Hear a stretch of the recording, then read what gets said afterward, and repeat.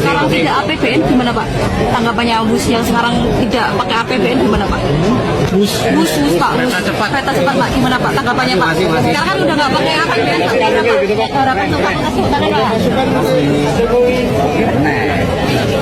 pas mau membangun. Ya, mohon izin untuk memindahkan ibu kota negara kita ke Pulau Kalimantan. Pas sudah mangkrak. Keputusan presiden saja, tetapi juga keputusan seluruh rakyat Indonesia. Like, komen, yang subscribe semoga rezekinya lancar. Prinsip dasar transportasi massal, transportasi umum itu adalah layanan publik.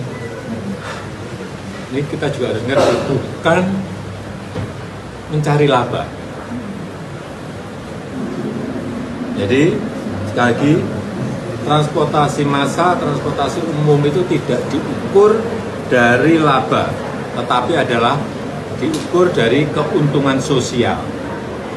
Social return on investment. Apa itu? Misalnya pengurangan emisi karbon,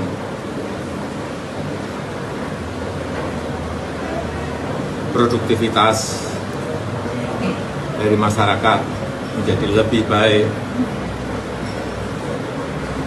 kemudian apalagi polusi yang berkurang, waktu tempuh yang bisa lebih cepat. Disitulah keuntungan sosial yang didapatkan dari pembangunan transportasi massal. Jadi sekali lagi, kalau ada subsidi itu adalah investasi, bukan kerugian. Akhirnya, mantan Presiden Jokowi buka suara soal proyek kereta cepat WUS. Pak Jokowi bilang, proyek ini sejak awal bukan untuk cari untung, tapi investasi sosial jangka panjang. Katanya, prinsip transportasi massal itu layanan publik, bukan mencari laba. Pernyataan ini kelihatannya benar, tapi konteksnya salah. Yang dipersoalkan publik bukan tujuan sosialnya, tapi tata kelolanya. Masalahnya bukan di ide kereta cepat, tapi di bagaimana proyek ini dijalankan. Penuh kejanggalan dari awal sampai seterusnya. Awalnya, proyek WUS dijanjikan murni B2B antara Indonesia dan Cina, tanpa beban APBN. Tapi faktanya malah minta suntikan dana negara. Bahkan bikin BUMN terlilit utang. Dan yang mengubah juga Pak Jokowi sendiri melalui Perpres nomor 93 tahun 2021 dari skema bisnis berubah jadi beban publik. Jadi wajar kalau publik bertanya, kenapa biaya WUS bisa jauh lebih mahal dari negara-negara lain, bahkan dari Cina sendiri? Masalahnya jelas, tata kelola yang buruk dan keputusan politik yang tidak rasional. Dulu Jepang menawarkan proyek lebih murah dengan bunga lebih rendah, tapi pemerintah justru memilih Cina yang biayanya lebih tinggi dan pinjamannya lebih berat. Hasilnya, cost of run besar, beban BUMN meningkat, dan publik yang akhirnya menanggung.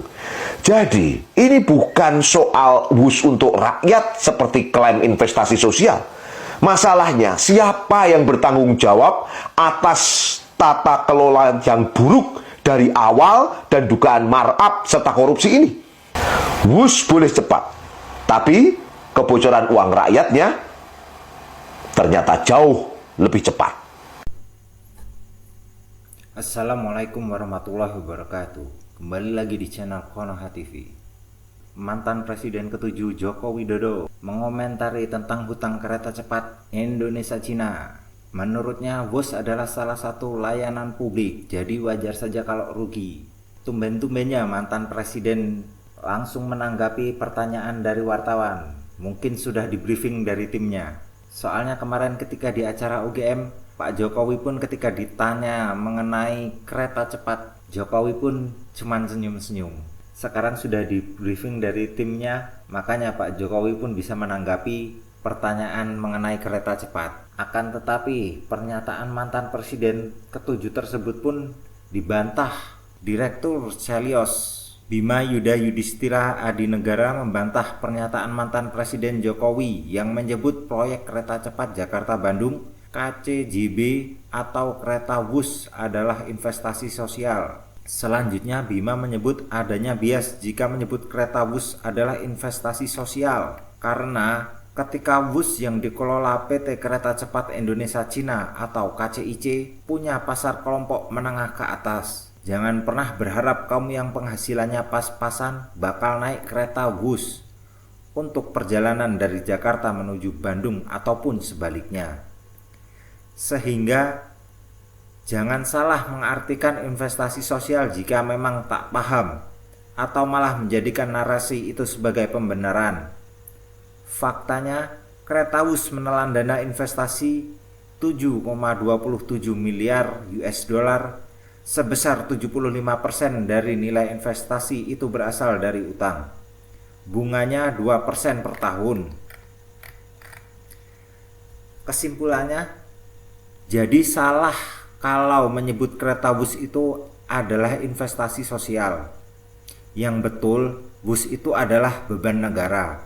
Beda dengan MRT, komuter lain atau Transjakarta yang jelas-jelas untuk kelas menengah ke bawah. Ketika ada dana besar untuk membangun mode transportasi untuk menengah ke bawah, itu baru investasi sosial. Saya setuju sekali dengan pendapat Direktur Selyos bahwa kereta Wus pasarnya adalah kelompok menengah ke atas, yang dimana harga tiket kereta Wus berkisar antara 150.000 hingga 600.000 rupiah. Kalau melihat biaya yang ditawarkan kereta Wus cukup tinggi untuk kelompok menengah ke bawah. Kalau menurut kalian gimana guys? Apakah setuju dengan pendapatnya Bapak Joko Widodo atau lebih setuju dengan pendapatnya Direktur Selyos? Silahkan tuliskan pendapat kalian di kolom komentar.